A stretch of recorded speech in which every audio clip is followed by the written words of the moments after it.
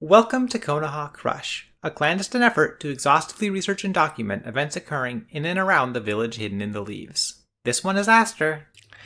I'm Ginger. Hi. Hi, hey, it's been 2 weeks due to some unforeseeable circumstances, but we're back. We're here again. We're ready to record the podcast about Naruto that we record almost every week. Is there anything you want to talk about that you've been up to the last couple weeks before we get into it? Yeah, actually, I do have a thing. I do have one. Okay. So you know me. She does know you quite well. I'm on that isekai grind. She does know this about you. Okay, well, there's one I want to talk about. Okay. Okay, so it's not a good one. All right. That's exciting. It's not a good one, but I am enthralled. That's maybe the best kind. So the show I'm talking about is I got a cheat skill in another world and became unrivaled in the real world too, and it is just like a parody of itself. Uh-huh. Like, I don't think it's supposed to be funny, but it is just hilarious. Uh-huh. What do you mean by this? Tell her more. Okay, so the pacing is very, very like breakneck, and it is just like obscene power fantasy, right? Mm-hmm. It's about this bullied fat kid, right? Mm-hmm. Who's like bullied by his like two other siblings or whatever, right? And Mm-hmm. he gets the ability to go back and forth between, like the real world and the fantasy world. And like right away upon entering the fantasy world, he gets like a bunch of like fucking like level ups and XP and shit and turns into this like really strong hot dude, Mm-hmm. right? And then by like the third episode, he has like a modeling gig in the real life and like Uh-huh. a princess loves him and Uh-huh. he like accidentally stumbled into like a full ride scholarship in this like big prestigious like private school, and it is just fucking hilarious, and I don't think it's supposed to be.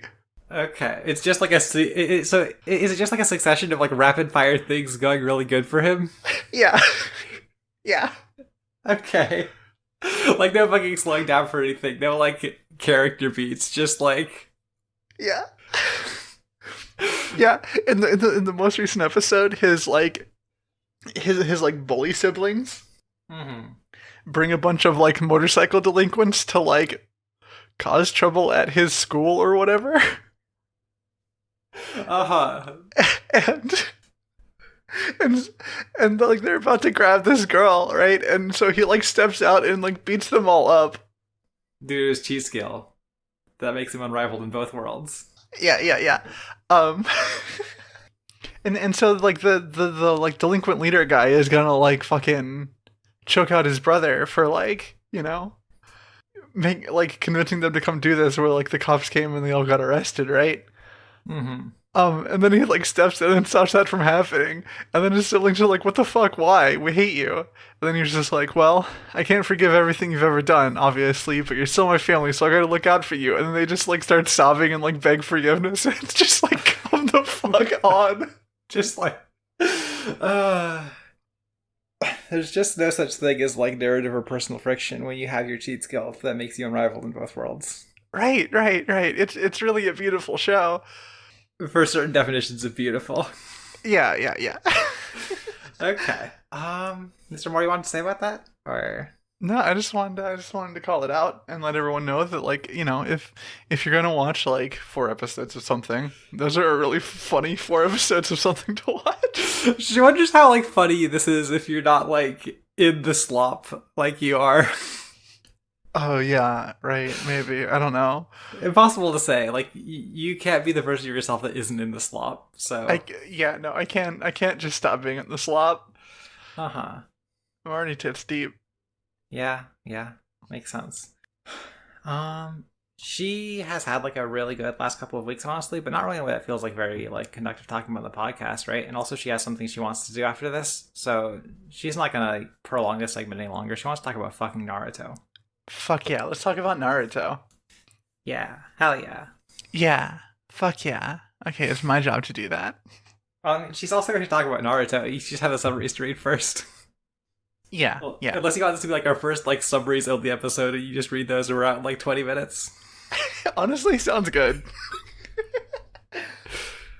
No, probably not. Probably not. Okay. Episode 148. Search for the rare Bikochu beetle. Kiba, Shino, and Hinata go to visit Kurenai in the hospital and bump into Tsunade.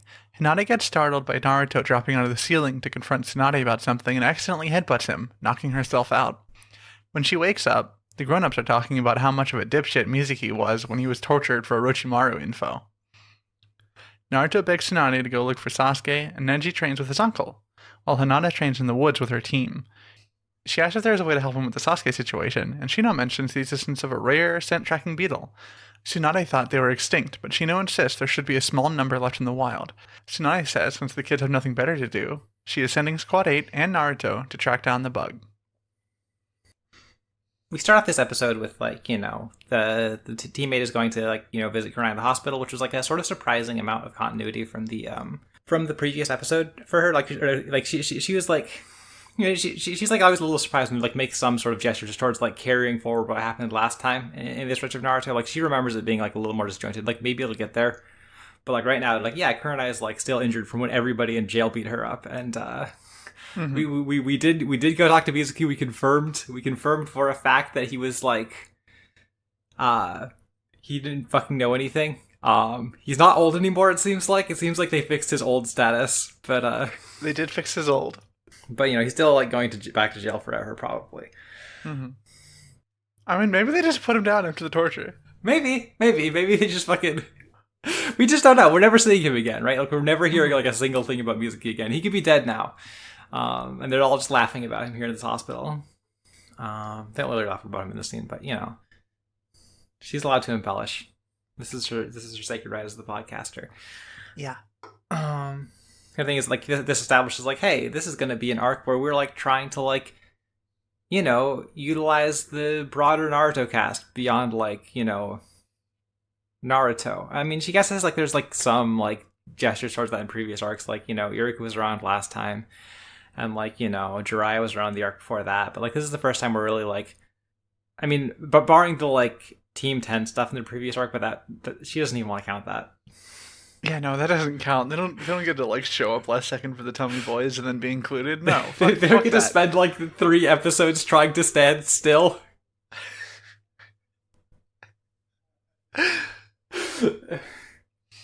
and be, like... regarded as like an attempt to actually like you know tell a story involving the characters here, but like yeah, this time we get like teammate, you know, they're all like on screen right at the start. You know, they're gonna be here for this arc. You know, we're especially like you know focusing in on like Hinata, right? Like, you know, she's doing all of her character traits. She's like kind of shy. She's like blushy around Naruto. She's playing all the hits. You know, just reminding us of who Hinata is in case we were like a little foggy about that.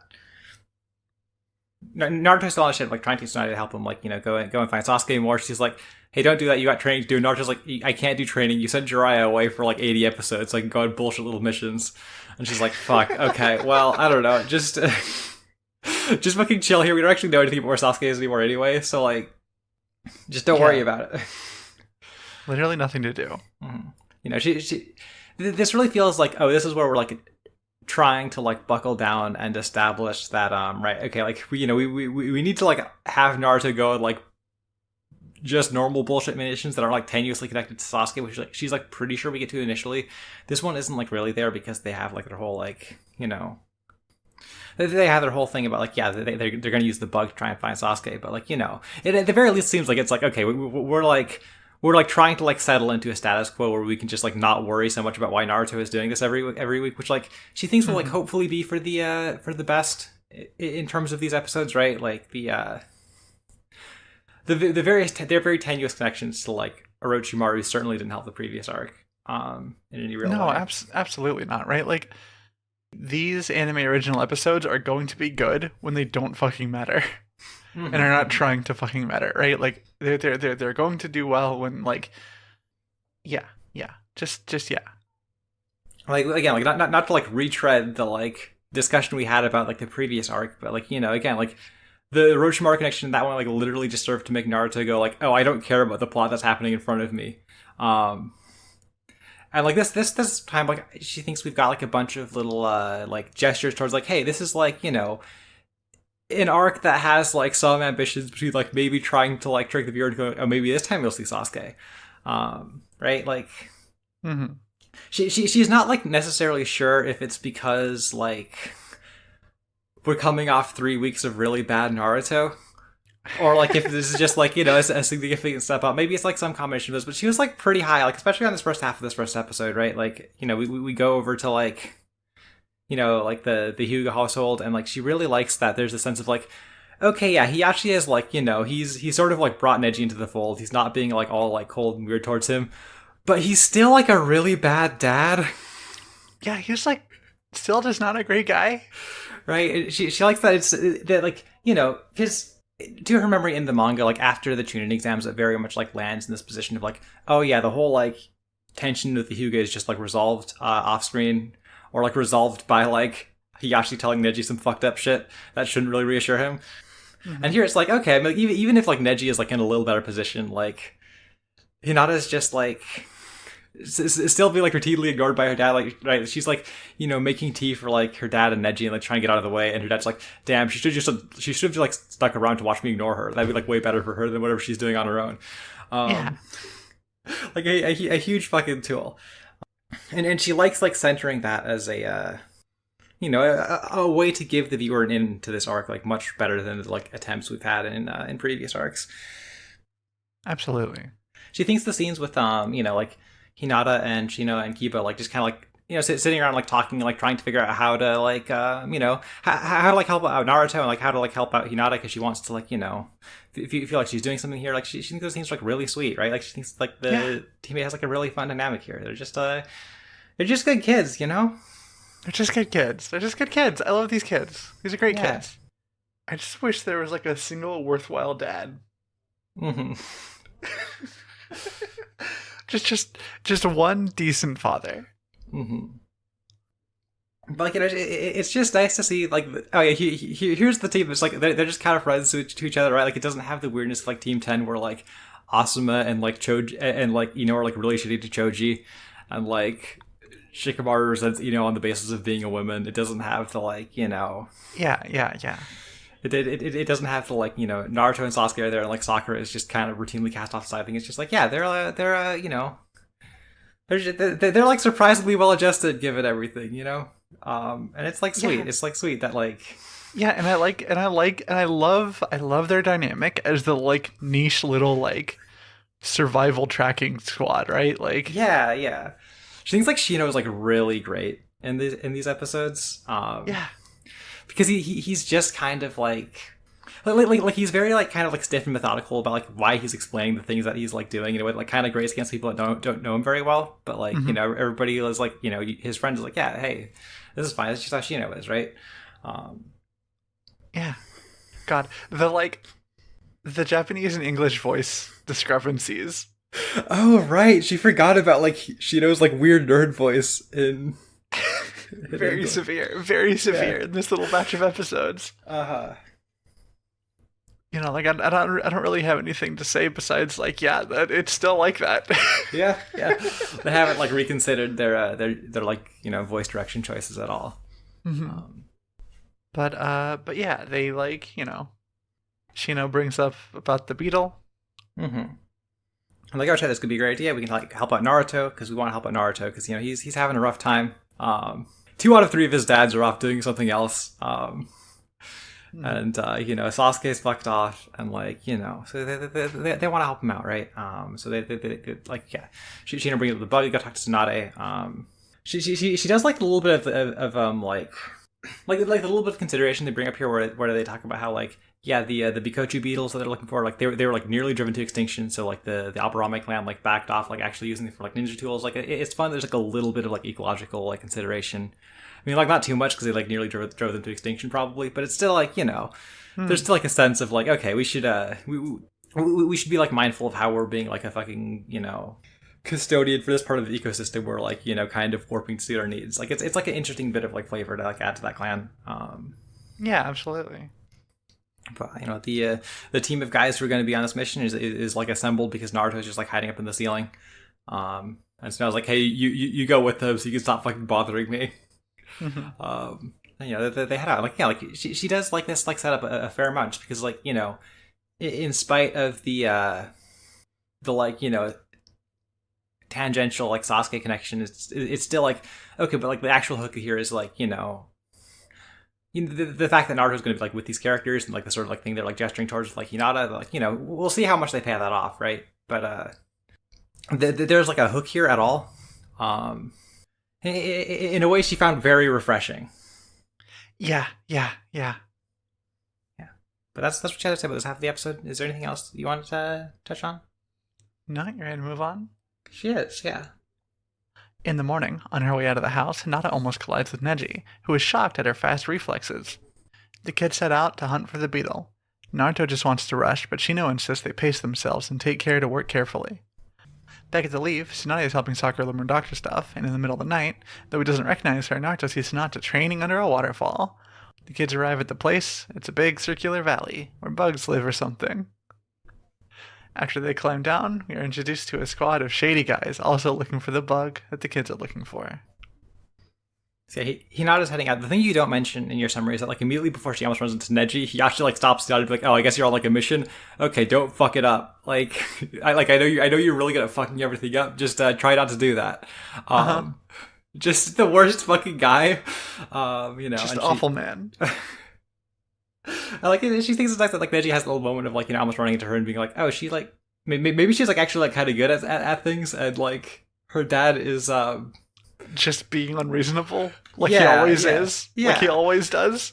Mm-hmm. Yeah, like she thinks like she really likes like extra room that like is given for this to not be like something that's like immediately emotionally resolved for everybody. And like even Neji's like has the space to like feel kind of weird about it, which is like it's nice. It's nice. I mean, like she doesn't know how much will come of it and like how much any of the rest of this animated stuff is going to circle back here. But like in the moment, again, like it's just kind of refreshing to like have like a story that feels like it has some consideration for like where the characters were left off, especially like when we have like a 2-year gap to like come back on the other side of with like there's room to like build a little something here with all these characters. She thinks.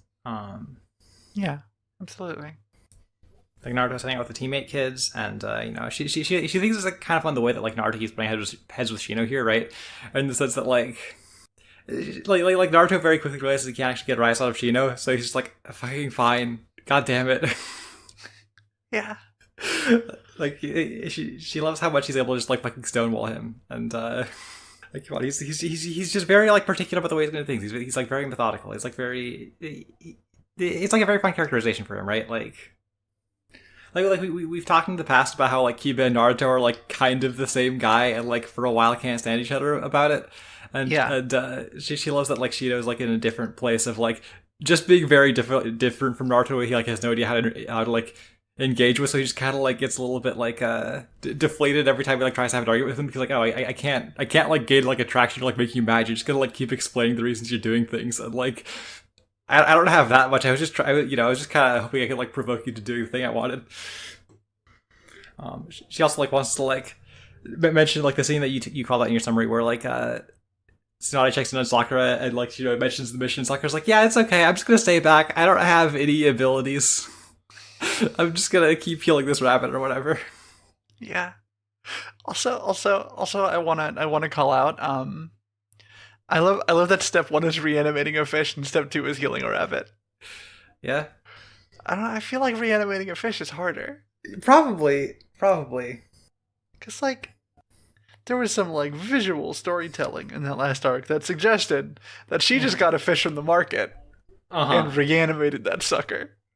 Maybe you have to be like a little bit more delicate, right? Like there's no like sense of like once you revive the fish, it's not gonna like stick around long, right? It's just like a sense of like you gotta put the fucking like healing chakra in there and like get it to flop around a little bit, but like you gotta turn the brain back on for a sec. Mm-hmm. Just gotta get that thing a jolt. But like if you're healing like a living rabbit, you gotta maybe you need a little more fine control so you don't like explode that thing by accident. I guess that makes sense. Yeah, I mean this is just like a rationalization. She's like pulling out of fucking nowhere rapidly, but like that's just the way of it sometimes. You just need to do a little work for the show if you want to have these kinds of discussions, or like maybe you don't. Yeah, either way is fine. Whatever works. And the other thing she wants to talk, the other thing she wants to like touch on with their their journey out is like, the way the like show is kind of like pointing at the Naruto and Hinata dynamic, and she doesn't actually think it's like that interesting in these episodes, right? Like she remembers there being like a little more meat on this bone back when back during like the tuning exam stuff, right?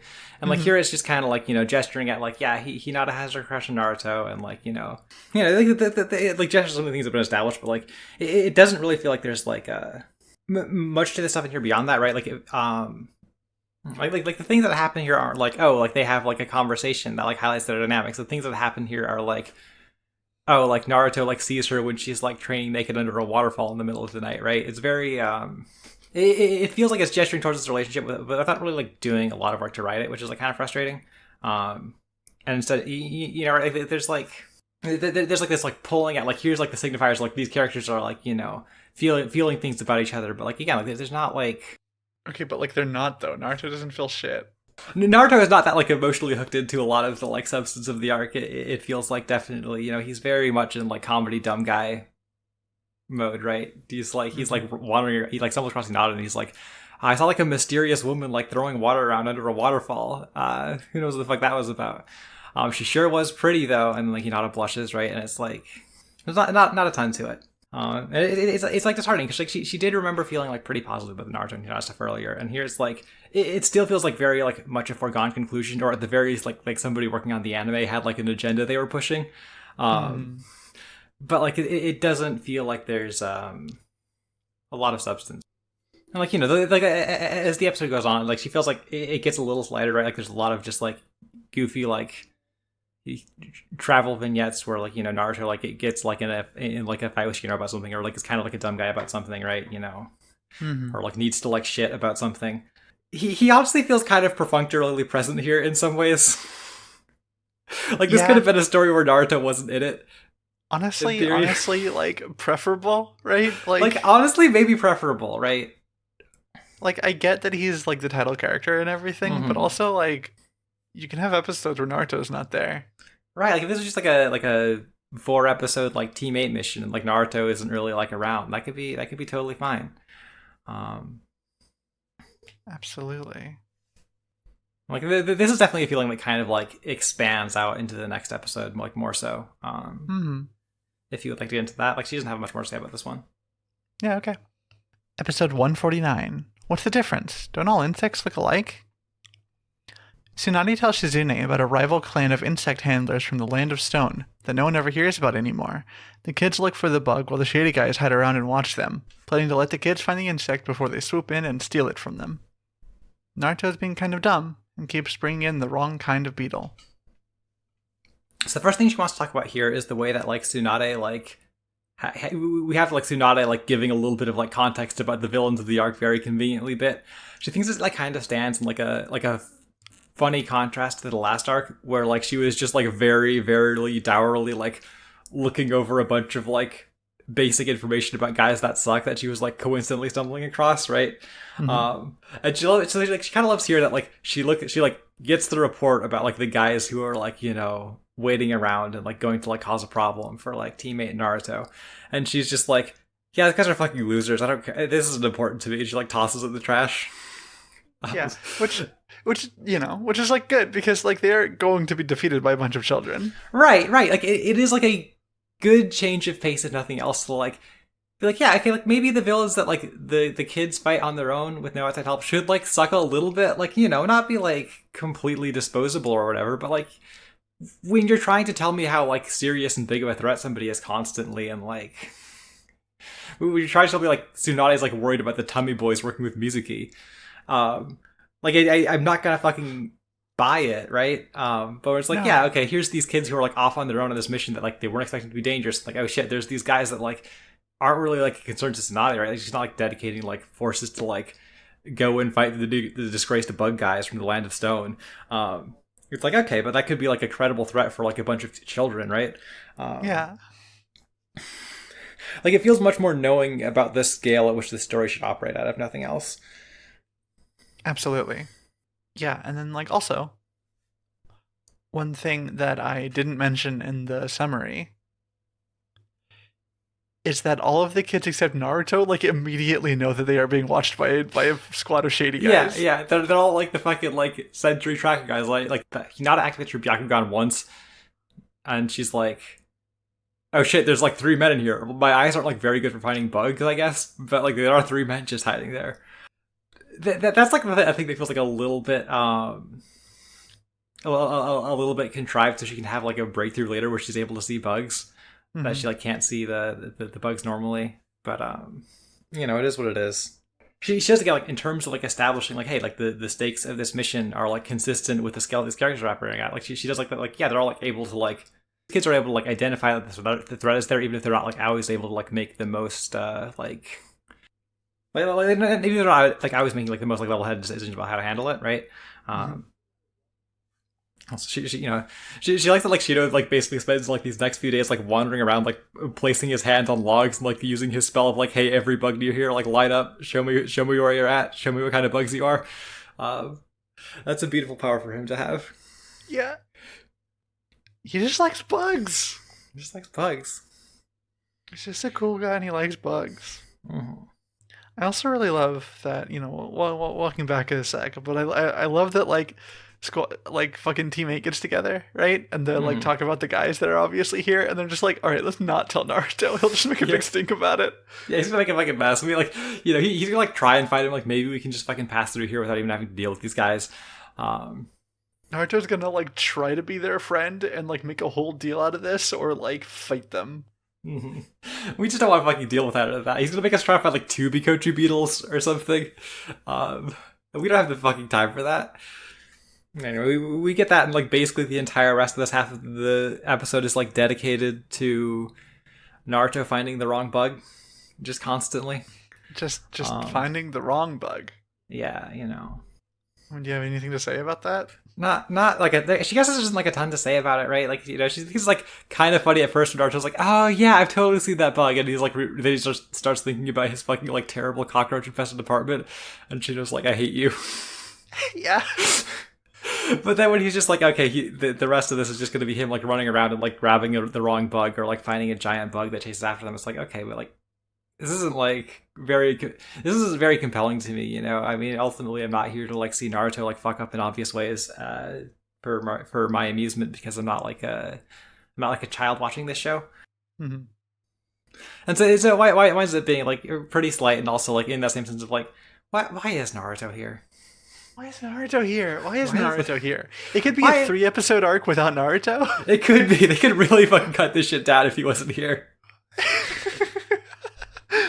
Then we wouldn't have had to like split it up like this. Yeah. But yeah, you ready to move on? She's ready to move on, yeah. Okay. Days pass and the gang is having no luck catching the beetle. And their time limit of before it rains is about up as Shina detects a change in air pressure.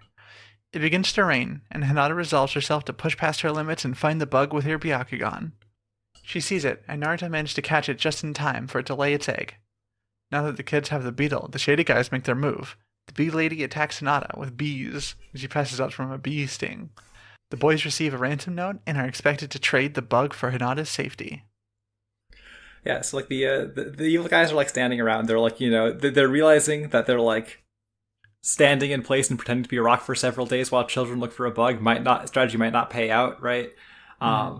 And so like the like fucking girl who's leading them is like, all right, listen, maybe we don't get the bug. If that happens, we're just gonna fucking kill the Aburame kid because we fucking hate those guys, and that's gonna have to be good enough for us.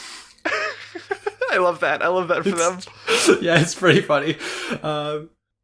We get the scene where like, it's like starting to rain. Like everybody's like trying as hard as they can to like find the beetle during this like last chance they have, right?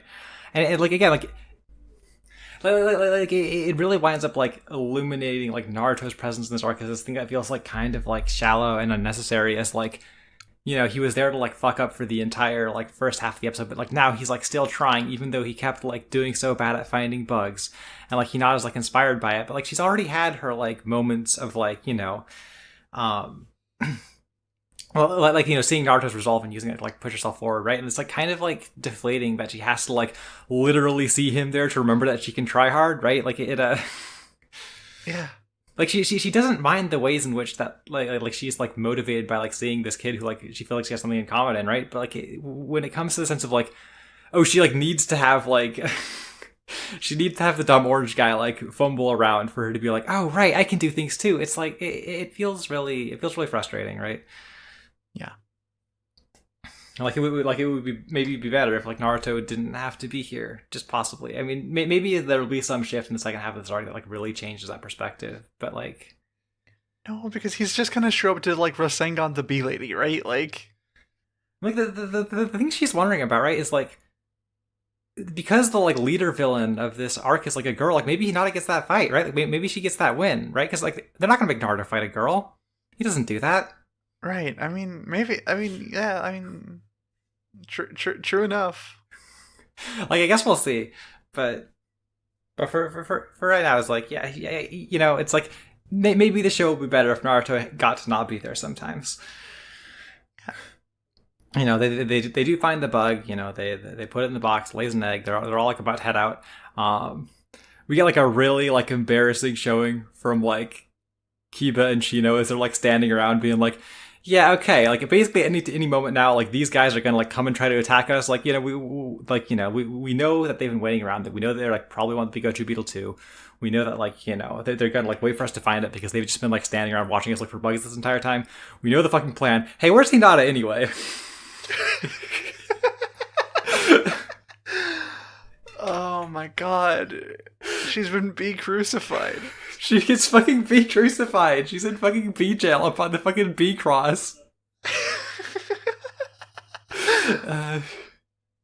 She had to like fight the fucking bee lady all around. She was like launching fake bees out of her tits that exploded to honey to get sticky on her, and then the real bee stings her. It's so scary. They left her like that all alone. That's too scary for me. Or she's hoping that Hinata will get into these things other than be bee crucified in these next couple of episodes.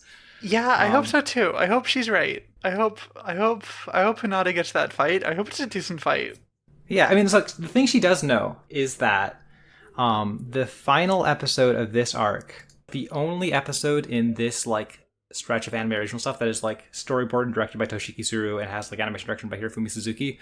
So that is like one of the fucking A teams, right? Like they don't quite have like the full scale of like the animators who always show up. Like they don't have fucking like Nori Matsumoto there or anything. But like that's like, you know, those are like the guys, right? So like maybe this is gonna end on a banger. Like maybe this will actually like be fucking good because like, that's a team that like is consistently able to like draw the best out of the material.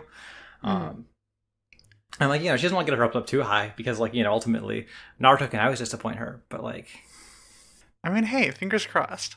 Fingers crossed. Like, do we have anything else to say about these episodes? Probably not. Probably not. Okay. Well, yeah, gonna be a short one. Yeah, I mean, it's a short one. Yeah, we only watched 2 episodes, and like collectively, like a third of those was Naruto fucking up. So like, you know. Yeah. Yeah. All right. Well, what are we watching next week? Next week we're watching episodes 150 and 151 of Naruto. Nice. And hey, if you can't wait, check out our Patreon, patreon.com/KonohaCrush, all one word, KonohaCrush. There, for just $3 a month, you get access to episodes up to a week early. And for $5, you can hear our bonus show, Narikai Uzumaki, where we talk about like isekai and isekai adjacent stuff. Right now we're watching through Grimgar, so we're going to be recording that pretty early on into next month, and I hope you enjoy. Speaking of Patreon, I want to give a special thanks to our joining tier patrons, Izzy, Maple, the only ninja with a gun, and our special friend of the show, Rive. Wow. Wow. Check out their streams at twitch.tv/subspaceskater, all one word, subspace skater. Any images we talk about during the show can be found on our Twitter, twitter.com/KonohaCrush. All one word, Konoha Crush. We have a Tumblr now too, KonohaCrushcast.tumblr.com. Also, like, we both stream on Twitch. I'm at twitch.tv/GuinevereTeef, GuinevereTeef. Yeah, and I am at twitch.tv/VerdictVelvet. Yeah. Yeah. I don't do like a spelling thing, which maybe I should, but you know. Yeah, I mean, so that's about it. Unless she has anything else she wants to talk about. No, not really. Like that's basically wrapping it up for her. All right, well, hey, thanks for listening. And remember, there's no such thing as filler.